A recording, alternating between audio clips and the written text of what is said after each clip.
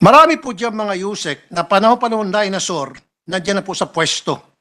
Pwede ho ba pakiimbestigahan yung mga Yusek na yan?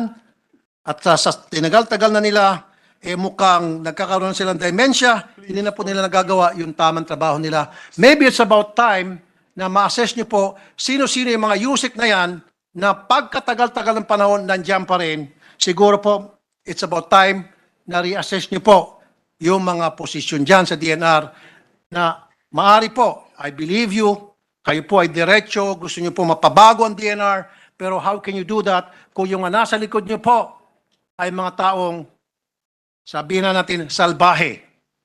Okay? At kayo po ay pinaikot lamang. Thank you very much po. That advice is well taken. And please be assured that we are trying to build a team that have the same kind of vision, that have the same, hopefully the same integrity and commitment to the mission of the DNR. I don't think so, ma'am. Sorry. You cannot talk about integrity of some of your people in your department. I have, right now I'm not going to mention names, I have with me proof to show you na marami kang mga tiwaling tauhan dyan sa loob ng DNR. Thank you very much for that, Mr. Senator. We would very much welcome that kind of information in terms of our trying to build a team within the DNR. Kaya nga po, yung mga nasa paligid mo ng mga USEC, kinakailangan po, i-reassess niyo po sila. Kailangan po siguro gumawa kayo ng lifestyle check tungkol sa mga buhay-buhay nila. Kung sino sila.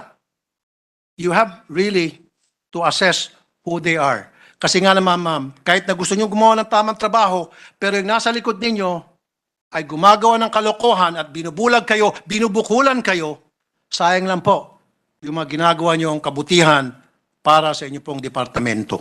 We deeply appreciate this, Senator Tulfo, and we hope that we can receive the information from you for our use in the investigation. Marami po sa inyo dyan, ng mga tauhan ninyo, nakikipagsabwatan po sa mga illegal miners.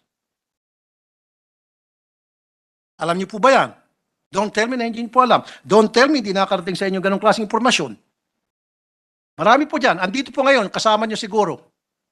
Hindi ko po tinitingnan mga kasama niyo. Pero may nakikita po akong tauhan niyo dyan na tiwali at kasama po, kasabwat po ng mga illegal miners. I'm not looking at them right now, pero tingnan niyo po sa likod niyo kung sino-sino po mga kasama niyo. Natanggal niyo po yung face mask. Baka mas makikita niyo po na mabuti.